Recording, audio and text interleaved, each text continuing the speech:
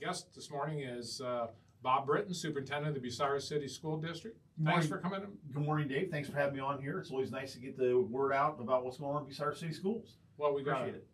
I appreciate you coming over to do this, and we really do. We appreciate all our superintendents that come in and put forth the effort to let the public know there are good things going on in our schools, and there are good things going on in our schools. Absolutely, a lot of great things going on in the schools. You know, we just finished up a busy month in March. You know, we look through. You're starting into the, I don't want to say the award season, but it becomes end of the year awards, end of the year get-togethers, you know, things like that. The month of March, I mean, on Thursday, you know, we had the North Central State Scholarship Dinner, and then on the following Thursday, we had the State of the Vision through the Crawford Partnership, and you know, the Pioneer Board Recognition, Student Recognition Dinner the following Thursday. We got a board meeting coming up on the 28th. So, you know, things are pretty busy in March already. So it's only going to lead into more activity as we get into April and May. It's a little hard on the waistline too. It can be. But you and I get invited, I'm sure, to about everything. I mean, yeah. From this time period now, we talk about getting, you know, that's pretty much you get invited about. Oh, absolutely. And you know, you got to put a little extra time in the gym at this time of year. Make sure that all that food you're eating, all those dinners you go to, you can work some of that stuff off of you. So. Yeah. I tell you what, though, it's basketball season, winter sports ended. The spring sports seasons are in full go. You know, looking for some good weather coming up here in the near future to get some ball games in and track meets and move forward. We got a lot of kids participating in a lot of things this spring as well. Well, and you got all the testing now, don't you? Oh yeah, April is basically become testing month in the state of Ohio. Okay. You know, we do some fall diagnostic testing to find out where kids are, you know, after the summer, to see how many kids have maybe had the summer slide, so to speak. But you know, we gear them up for April, and April is when you have your standardized tests in your elementary, junior high, and high school, and your end of course exams.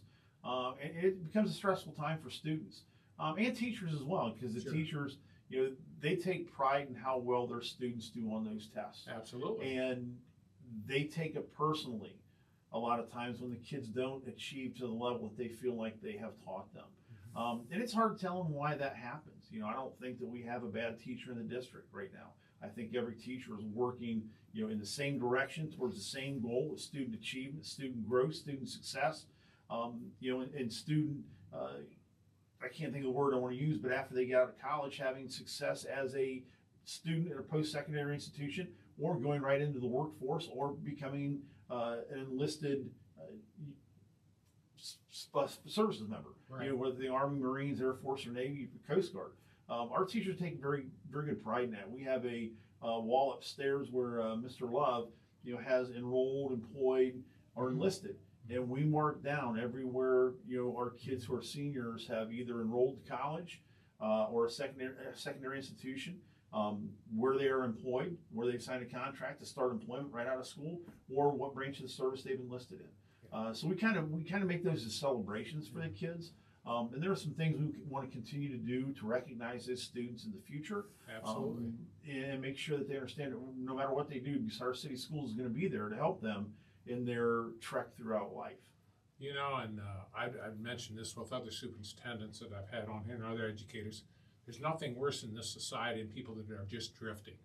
And if they need a direction, and I always say, find a direction. If it doesn't work that way like you hoped, guess what? You find another direction. Absolutely. Absolutely. And we work with our students starting all the way down in the upper elementary grades and in junior high and high school to do some career readiness, you know, college or career readiness. What do you want to do? You know, we have a certain number of kids who know they want to go to a university or a community college to work on a 2 or 4 year degree, or maybe more than that. Yes. Maybe a doctorate or becoming an MD or something of that nature.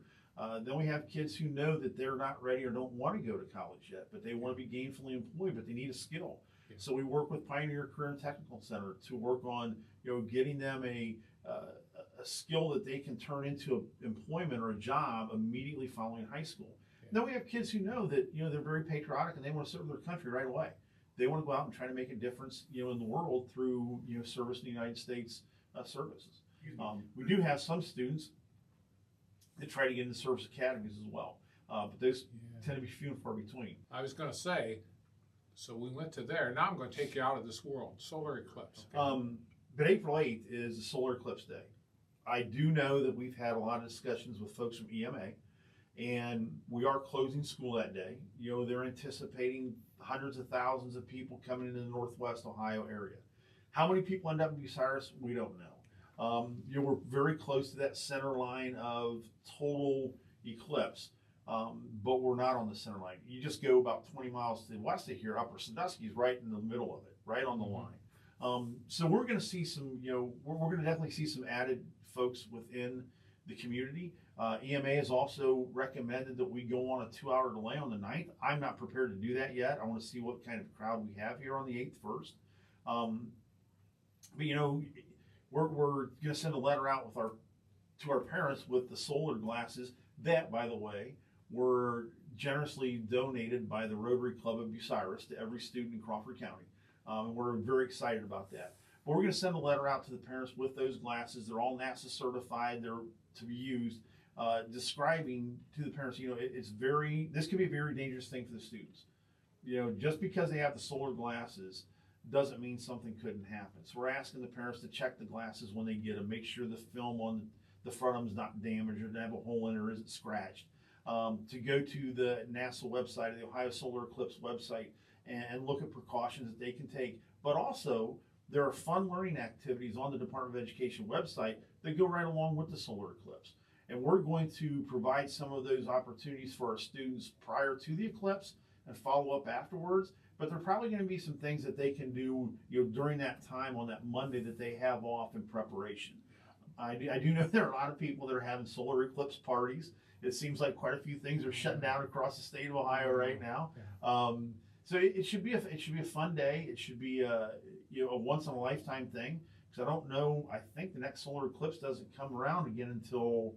Well, I don't think you and I will be around. No, I know I'm not going to be around. I think it's in the 2080s or 2090s or 21 something. So this is kind of a once in a lifetime opportunity for our kids. And I'd really like to thank the Rotary Club for their generous donation of the solar glasses for the kids. It was awesome. And like I said, we're going to put some things together for our kids to do and activities that they can participate in around that time. Well, that's a great thing to be doing. Any other thing else you might want to share this morning, or we're going to pretty much wrap it? The other thing that with that solar eclipse is, you know, as they say, you'll always be prepared. Mm-hmm. You know, EMA has told us, you know, make sure your gas tanks are full, make sure you have some food on hand. You don't know what's going to happen with the solar or the satellites, if you lose cell service, things like that. So, you know, we're telling our families and parents and kids, you'll be prepared for the weekend. It'll come, it'll go. And things will get back to normal on Tuesday, and we'll go right about our business again. So preparation would be very important. Absolutely. It's better being prepared than unprepared. Yeah. Yep. And the next time I talk to you, we'll be closer in May, and we'll be talking about graduation and the things that are going to be happening right towards the end of the school year. Well, Bob Britton, thanks a lot, Superintendent of the Bucyrus City School District, for being my guest on the podcast. And you're always welcome here, and as I always end these with you, because I am a Bucyrus graduate, go Redmond. Go Redmond. Thank you, Dave. You have a great day. Thank you.